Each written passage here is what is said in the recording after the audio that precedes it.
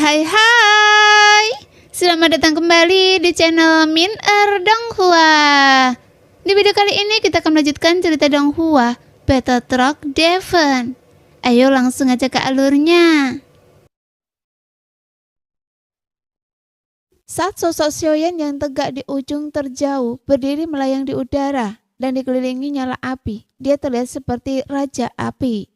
Akan tetapi saat Xiaoyan melihat dua sosok yang dikenalnya, pupil matanya tidak dapat menahan diri untuk mengecil. Bagaimanapun, saat Tianxun dan Ningyo berada di dunia kuno Dewa Iblis Abadi, mereka berdua telah dibunuh oleh Xiaoyan. Bahkan hati biru mereka telah dihancurkan oleh belati Tongyu. Namun sekarang secara luar biasa, mereka berdua muncul di hadapan Xiaoyan lagi. Jadi bagaimana mungkin Xiaoyan tidak terkejut? Apakah Anda pikir Anda bisa membunuh kami? Ningyo perlahan mendekati Xiaoyan dengan senyum sinis di wajahnya. Meskipun Xiaoyan memang terkejut, bahkan hati biru abadi mereka pun hancur. Tapi mengapa mereka bisa bangkit lagi dan sekarang muncul di hadapan matanya? Jadi dia juga merasa sangat luar biasa. Tetapi hidup atau mati mereka tidak terlalu penting sekarang. Memikirkan hal ini, mulut Xiaoyan melengkung ke atas. Sekarang, para Raja Roh tidak lagi sama seperti dulu, dan orang terkuat di antara kami dapat membunuh Anda hanya dengan satu telapak tangan. Jadi kami akan membunuh Anda di sini hari ini. Ningyo mendengus dingin. Pada saat ini dia tidak menyadari bahwa aura Xiaoyan secara metaforis tersembunyi. Jadi Ningyo bahkan mungkin berpikir bahwa Xiaoyan masih berada di keabadian Kaisar sekarang.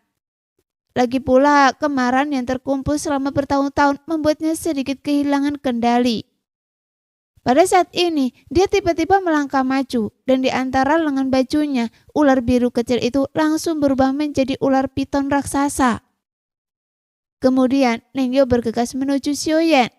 Tapi Xiaoyan yang pernah bertarung dengan Ningyo sebelumnya tentu saja tahu bahwa dia adalah seorang pembudidaya racun. Jadi ular piton raksasa berwarna biru putih di bawah kakinya sangat berbisa. Sebelumnya Xiaoyan pernah berpikir bahwa pertempuran melawannya akan sangat sulit. Dan sekarang melihat Ningyo yang sedang melesat ke arahnya, Xiaoyan merasa sepertinya dia agak rentan. Jadi dalam menghadapi serangan Ningyo, Xiaoyan tidak menghindar sama sekali.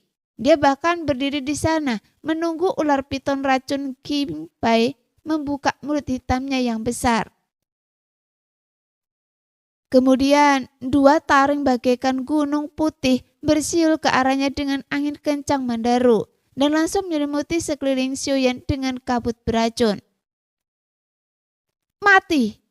Apa yang disebut reinkarnasi yang mulia tidak lain hanyalah sebuah pemborosan. Ningyo tertawa terbahak-bahak, sementara Xiaoyan memasang ekspresi dingin dan acuh tak acuh. Menghadapi Ningyo, dia hanya mengangkat lengannya perlahan dengan kelima jarinya terbuka. Iya.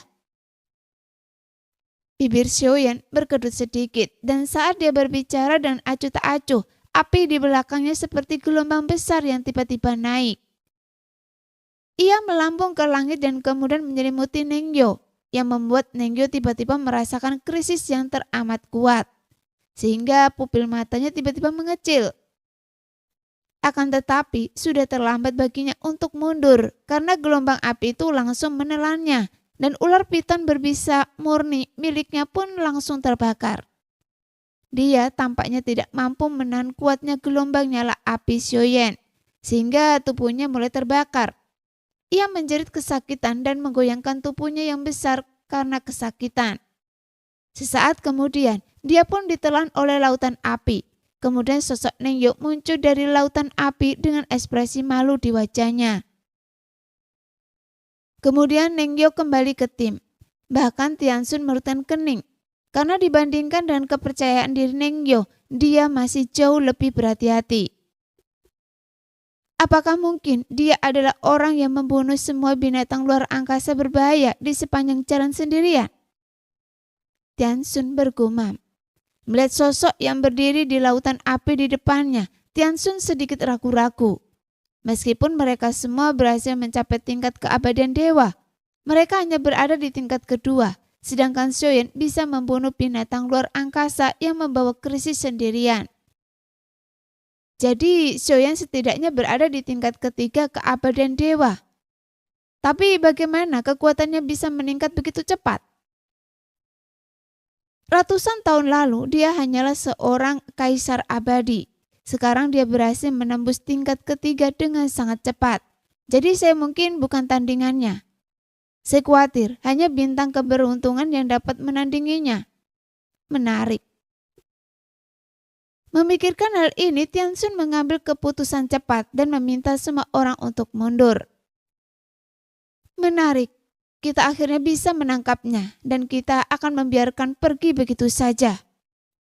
Neng Yo mendengus dingin. Jelas dia langsung tidak mau melakukannya. Sekarang, total ada 6 raja roh yang datang dan mereka adalah Han Mo, Kui Jun, Yi Buyun, Nisun, Tianxun, dan Neng Yo. Setelah pembatasan kultivasi mereka dipatahkan, ranah para raja roh juga meningkat pesat. Bahkan mereka tidak mencapai tingkat kedua keabadian dewa. Jadi mereka penuh dan percaya diri dan mengira bahwa mereka memiliki kekuatan dan kemampuan untuk menghancurkan Xiaoyan. Mendengar itu, Tianxun mengabaikan apa yang dikatakan Neng Yo dan segera memberi perintah. Dan semua raja roh lainnya kecuali Neng Yo melesat mundur. Pada saat ini, Neng Yo mengepalkan kelima jarinya. Giginya terkatup rapat dan dia tampak tidak mau menyerah. Namun dia tidak berdaya karena dia tidak bisa membunuh Xiaoyan dengan kekuatannya sendiri. Jadi dia hanya bisa mengibaskan lengan bajunya. Baiklah, kita akhiri saja di sini. Segera 6 pelangi panjang melesat mundur dengan cepat. Tetapi pada saat berikutnya semuanya berhenti ribuan kaki jauhnya. Sialan, dia sebenarnya membuat pembatasan di ruang ini. Ekspresi Tianxun tiba-tiba berubah sedikit. Karena dibandingkan dengan Neng Yo, Tianxun lebih berhati-hati terhadap Xiaoyan. Bagaimanapun dia pernah mati di tangan Xiaoyan. Jika tuan mereka tidak turun tangan, maka dia dan Neng Yo pasti sudah mati sejak lama. Oleh karena itu, Tianxun tidak berani meremehkan kekuatan Xiaoyan sedikit pun. Bahkan setelah dia berhasil mencapai tingkat kedua keabadian dewa. Meskipun dia sedikit sombong, tapi ketika dia melihat monster luar angkasa yang membawa krisis dimusnahkan di sepanjang jalan, dia sudah menyadari bahwa ada sesuatu yang salah. Karena ini bahkan bukan sesuatu yang dapat dilakukan oleh seorang keabadian dewa di tingkat kedua yang kuat. Kalian telah mengejar saya sekian lama, jadi mengapa tiba-tiba kalian ingin pergi sekarang? Kalian semua adalah pengkhianat sensi. Jadi kalian harus bersiap untuk mati. Sambil mencibir, sosok Xiaoyan langsung mendekat. Kemudian dia mengangkat 8 penguasa berat misterius yang sunyi. Bahkan tampak ada kobaran api di mata Xiaoyan dan penggaris itu langsung diarahkan ke 6 orang itu.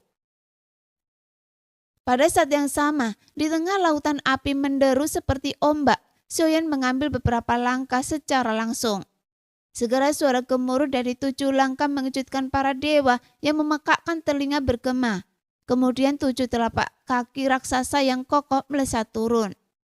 Tidak hanya itu, bentuk tangan Xiaoyan juga segera berubah dengan cepat dan 10 asap putih mutlak dan teratai api mengembun keluar. Meskipun Xiaoyan juga tahu akan sulit untuk membunuh para raja roh ini. Bahkan jika dia mengalahkan mereka, Xiaoyan tidak tahu apakah dia bisa menyegel mereka sepenuhnya. Namun jika Xiaoyan melakukan hal itu, mungkin akan menarik perhatian dalang di belakang mereka. Sebelumnya, saya tidak memiliki kekuatan untuk menghadapi mereka, tetapi sekarang saya ingin melihat siapa orang di balik istana surgawi. Apakah mereka adalah anggota divisi kehancuran atau keberadaan lainnya? Jelas, Xiaoyan tidak menganggap serius ke-6 raja roh di depannya. Lagi pula, mereka bahkan tidak sebaik bintang luar angkasa tingkat kelima. Tapi Xiaoyan juga masih harus berhati-hati. Jadi dia harus melepaskan teratai abadi sebelum pertempuran pecah. Karena dengan cara ini, semua serangan mereka di sini akan diubah menjadi kekuatan teratai abadi. Tepat ketika pertempuran akan segera pecah, Lingyo adalah orang pertama yang menunjukkan ekspresi ganas. Tiansun, dia tidak akan membiarkan kita pergi. Jadi sekarang kita harus melawannya sampai mati. Jangan takut padanya. Hanya dalam beberapa ratus tahun, dia pastilah hanya berada di tingkat kedua. Dan dia hanya ingin mencoba mengintimidasi kita dengan memanfaatkan kekuatan harimau. Meskipun Nengyo masih optimis dan naif, tapi Tiansun mengerutkan kening dan dia tidak ingin bertarung. Menurut pendapatnya, karena Xiaoyan berani mengambil tindakan, jadi dia pasti memiliki kekuatan yang cukup. Ibu Yun, Ninsun, kalian berdua fokus pada penghancuran pembatasan, dan kami berempat akan menundanya untuk sementara waktu. Tiansun tidak mendengarkan Nengyo dan tetap melarikan diri dari sasaran pertamanya. Sekarang melihat serangan Xiaoyan, dia tidak bisa menghindarinya dan hanya bisa membalas. Kecuali Nengyo yang bertekad membunuh Xiaoyan. Orang-orang lainnya mematuhi pengaturan Tiansun. Dan 4 di antara para Raja Roh segera bertarung melawan Xiaoyan. Dan 2 di antaranya mencoba mencari cara untuk melanggar pembatasan ruang tersebut. Saat bayangan kaki raksasa melesat turun, Nengyo, Tiansun, Hanmo, Kuijun, dan lainnya bereaksi satu demi satu. Dan baju besi dewa kekosongan tiba-tiba muncul di tubuh mereka.